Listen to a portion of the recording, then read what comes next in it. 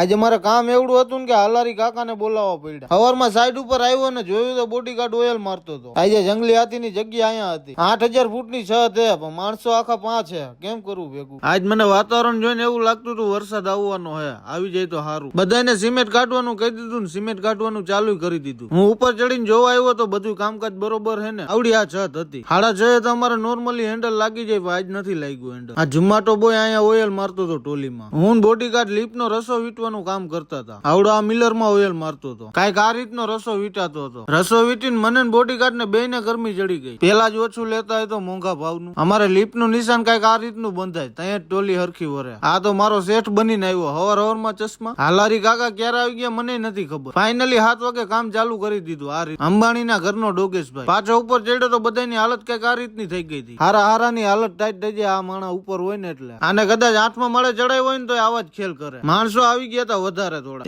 એકલો બોડીગાર્ડ નું કામ બજાવી નાખ્યું. પછી અહીંયા સાઈડ ઉપર આવી ગયા હતા થોડાક આપડા વ્યુઅર. તડકો તો આને લાગી ગયો. હવે શાંતિથી બેઠો. મોઢું તો જોવાનું. આટલી સિમેન્ટ છતમાં નાખ દે ને એટલે પૂરું. ઘરે પછી કરમમાં ઘટણા લઈ ગયો ને એટલે પૂરું. લાઈટે વહી ગઈ. બોલો કામ કરવું પડ્યું બંધ. બાપાને થોરાડા વાળા કાકા ઉભા હતા. હું લાલાભાઈ આવી ગયા હતા ફાકી ખાવા માટે. પાણી લઈ લીધું. લાલાભાઈ મારા વ્લોગમાં આવવામાં મોઢું હંતાડતા હતા. એનું કેસરી કલર નો એરુડો જોઈ લીધો અમે. ચા એકલો પીવો મને પૂછ્યું નહીં. મને લાગી ગયું ખોટું એટલે હું નીકળી ગયો ઘરે. મળીએ નવા વિડીયોમાં. ત્યાં સુધી જય સોમનાથ.